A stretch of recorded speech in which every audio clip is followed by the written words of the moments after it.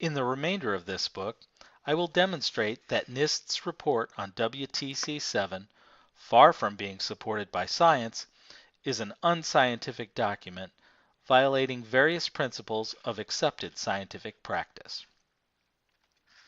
Part 1 provides reasons to consider NIST a political rather than scientific agency.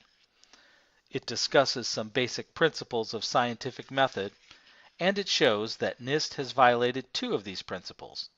1. That scientists should begin with the most likely hypothesis, in this case controlled demolition, and 2. That scientists must take into account all the relative evidence, in this case all the evidence, both physical and testimonial, suggesting that WTC7 was brought down by explosives. Part 2 of the book examines NIST's alternative theory, according to which WTC7 was brought down by ordinary building fires. I will show that it is a thoroughly unscientific theory resting on a combination of observation-free speculation, implausible claims, fudged data, and even outright fabrications. In Chapter 10, I show that NIST, in the final November version of its 2008 report on WTC7, even violates one of science's most fundamental principles. Explanations must not imply that miracles have occurred.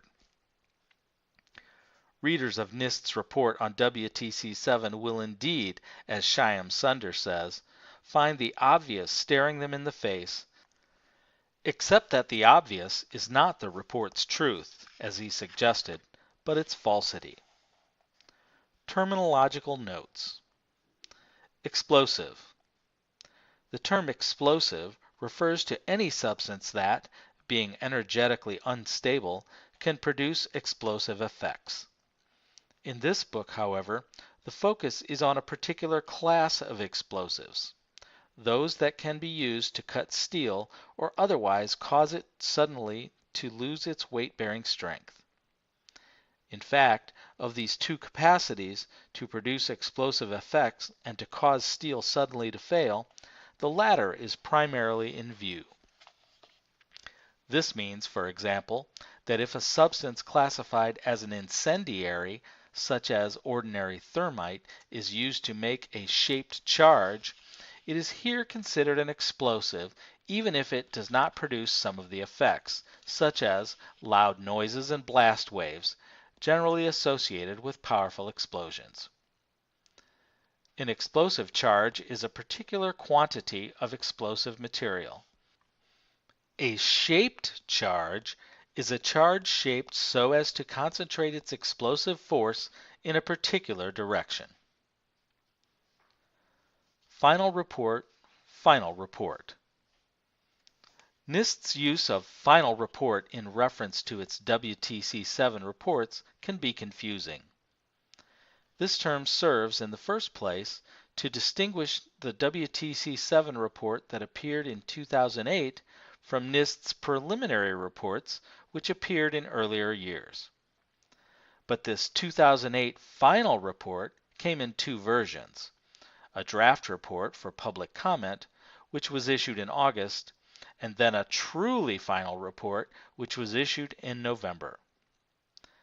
Matters are further complicated by the fact that NIST, in both August and November, issued two versions of its final report: a brief version, which is titled Final Report on the Collapse of World Trade Center Building 7, and a long version which, although it is NIST's definitive final report on WTC7, does not have the words, quote, final report, end quote, in its title, instead being called Structural Fire Response and Probable Collapse Sequence of the World Trade Center Building 7. To avoid confusion, this book employs the following conventions. The lowercase title, Final Report, is used for NIST's final report on WTC7, which was issued in 2008, in both brief and long versions, in distinction from its preliminary reports, which were issued in earlier years. The uppercase title, Final Report, is used to designate the truly final version, which was released in November 2008, in distinction from its first version, which was released in August 2008 and is called the Draft for Public Comment, or sometimes simply the Draft Report, or the Draft Version.